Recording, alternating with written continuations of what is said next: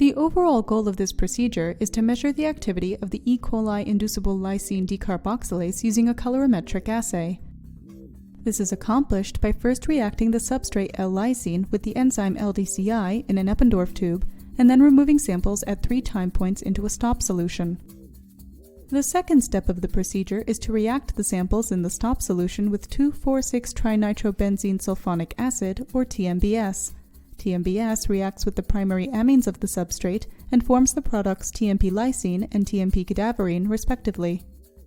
The third step of the procedure is to separate the water-soluble TMP lysine from the water-insoluble TMP cadaverine by extracting the TMP cadaverine into toluene.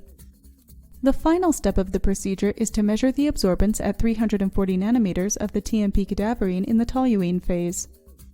Ultimately, results can be obtained that show LDCI activity is modulated by the presence of the stringent response signaling molecules PPGPP and PPPGPP.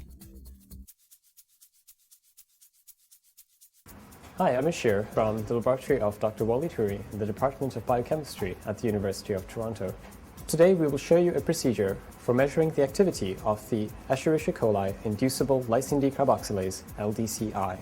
We use this procedure in our laboratory to study the effect of novel regulators of LDCI and the acid stress response pathway of enteric bacteria.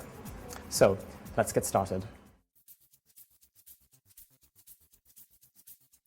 To begin this procedure, prepare all necessary solutions as described in the written protocol. Next, equilibrate an Eppendorf thermostat plus at 37 degrees Celsius. The thermostat plus has a heat block with 24 wells arranged in 6 columns. Each column will be used to test a specific nucleotide.